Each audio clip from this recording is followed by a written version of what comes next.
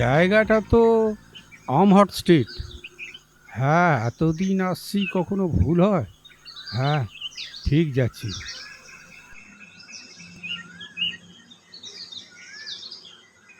আরে, সতীশ না? ভালো আছেন স্যার? হ্যাঁ, অনেক দিন পর দেখা। তা তুমি করছো কি? আছো কেমন? ভালো আছি স্যার। মাকে নিয়ে থাকি। এই তো একটু দূরেই আমার বাড়ি। বাবা চলে গেলেন, মাকে নিয়েই থাকি। না না, এ তো ভালো কাজ। হ্যাঁ, সন্তান তো মাকে দেখবেই। তা তুমি আর মা কি একসাথেই থাকো? হ্যাঁ স্যার।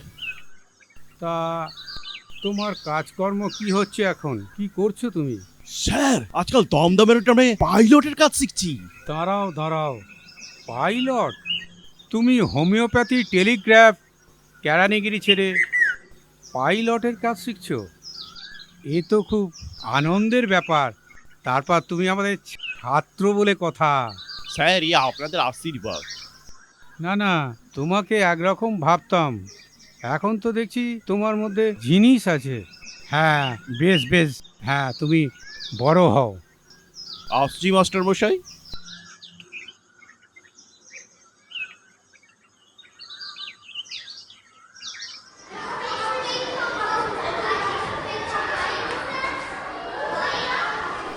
আরে শুনুন, আজ একটা খবর দেবো আপনাদের।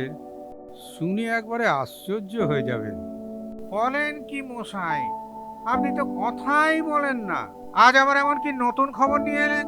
আরে আছে আছে, শুনুন না। তা বলো দেখি বাবু, খবরটা কি?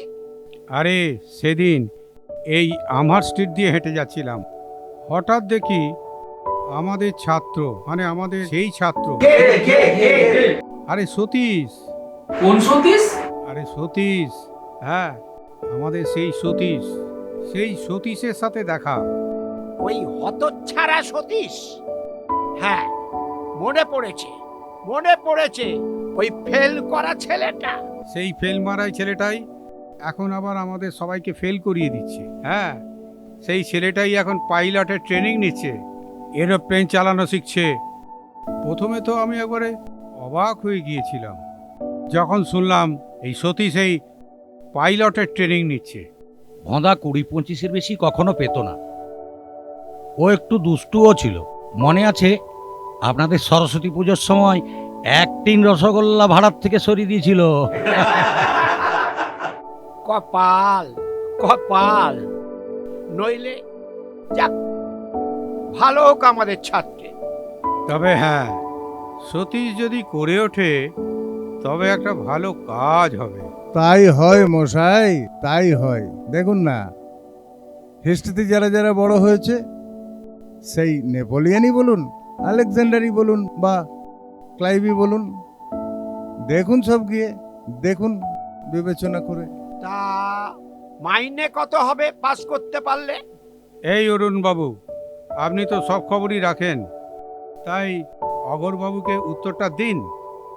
তার সেকেন্ড ক্লাস পাইলটের সার্টিফিকেট পেলে তো 150। হ্যাঁ, 150 থেকে শুরু। লুফে নেবে মশাই, লুফে নেবে 300, 400। আর ফার্স্ট ক্লাস পাইলটের সার্টিফিকেট পেলে তো কথাই নেই, 400 থেকে 700, 1000, 1500 পর্যন্ত। বুঝেছেন? কপাল, কপাল। নইলে কত বেদ ভেঙেছি ওর পিঠে। যেমন গাধা ছিল তেমন দুষ্টু। কপাল, কপাল। নইলে 27 বছর ধরে 34 টাকা 15 আনা মাইনে নিয়ে জীবনটাকে বয়ে নিয়ে গেলাম। সবই কপাল। হোক, হোক, ভালো হোক আমাদের ছাত্রের।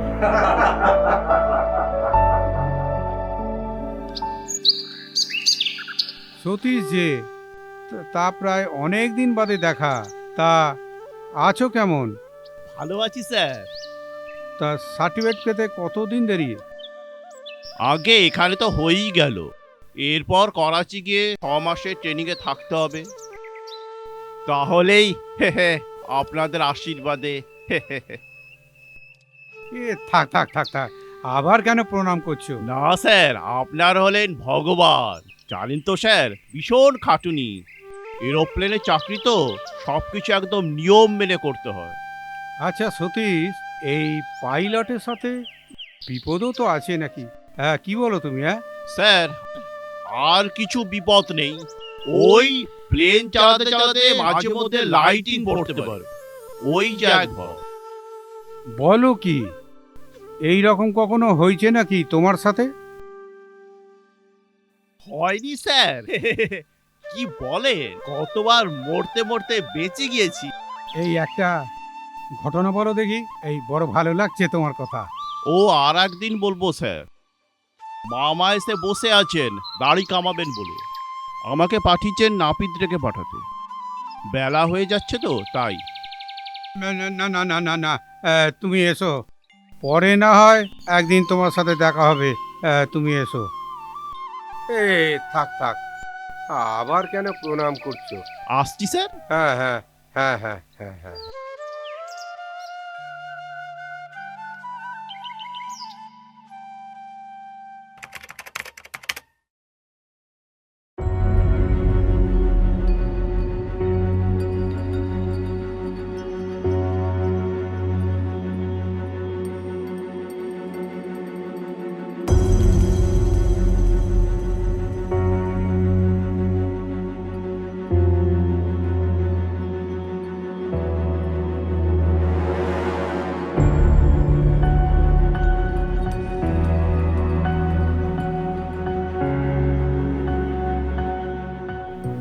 এই যে ভাই, একটা চা দেবে তো? হ্যাঁ, এই যে আপনাকেই বলছি। আমাকে? হ্যাঁ, মানে ওই সতীশ নামে একটি ছেলে, ভরসা করে রোগাপানা, মানে ওই বোম্বেতে কাজ করে, মাকে নিয়ে এখানে থাকে। মা অসুস্থ। সতীশ? ওই ফর্সাপানা রোগাটে, তাই না? ও সে বোম্বে যাবে কেন? জিজ্ঞাস করুন ওই চা দোকানদারকে। সে আসতো একটা। থাকবে, বলুন বলুন বলুন, তারপর বলুন। সতীশ আমার ছাত্র। একদিন শীতকালে দেখি পরনে ছিট কাপড়ে পাঁজরায় পঙ্গু সর্বস্ব হয়ে ওই উনুনের পাশে বসে আঁচ পোয়াচ্ছি। আরে ও আমায় দেখে তো একবারে থতমত খেয়ে গেল। তাই নাকি? আরে হুড়মুড় করে তো আমায় দেখে কিছুটা দৌড়ে গেল, বুঝলে? আচ্ছা আচ্ছা আচ্ছা তারপর আচ্ছা। ঘুরে আমাকে টপ করে একটা নমস্কার করলো। হুম। তারপর বললো ট্রান্সফার হয়েছে, মাকে নিয়ে বোম্বে থেকে এখানে চলে এসেছে। আচ্ছা আচ্ছা। আর ওই আচ্ছা। বোম্বে অনেক দূর, হ্যাঁ। সেখানে জিনিসপত্রের দাম আকড়া। তারপর মানুষজন সুবিধে নয়, এরম নানা রকম সাপ সাপান্ত করতে লাগলো। আচ্ছা, তারপর? তা সে কি বললো? আরে বললো রেল কোয়ার্টারে। তারপর? তারপর এলোমেলো কথা বলতে বলতে নানা রকম কথা বললো। তা আচ্ছা। আমি হট করে প্রশ্ন করলাম, আচ্ছা সমুদ্র তোমাদের বাসা থেকে কত দূর? আচ্ছা। সতীশ বলল সমুদ্র। আমি তো অবাক হয়ে গেলাম। কি বললো আপনাকে? বলল কেন যাব না স্যার, ছুটির দিন হলেই তো রেল কোয়ার্টারে স্টেটের বাসে কতবার সমুদ্র ধারে বেড়াতে গিয়েছি। ওর কথায় কিরকম একটা সন্দেহ হলো। আচ্ছা, আপনি বলছেন, আমি শুনেছি কাজ করতে করতে। ওই সতীশ না, ও কিছুই করে না।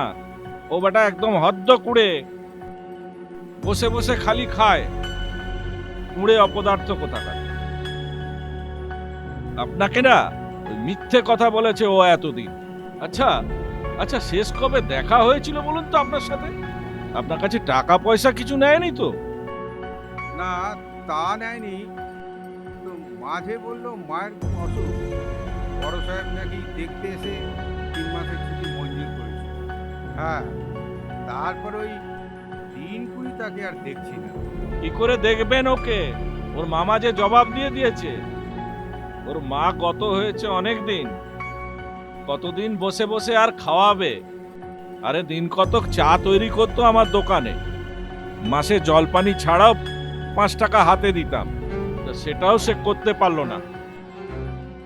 আরে আপনি না বললে তো জানতেই পারতাম না মশাই যে তার এরকম কীর্তি। করাচি গিয়ে কাজ শেখা, রেলে কাজ করা, শালা চিটিং বাজ কোথাকার।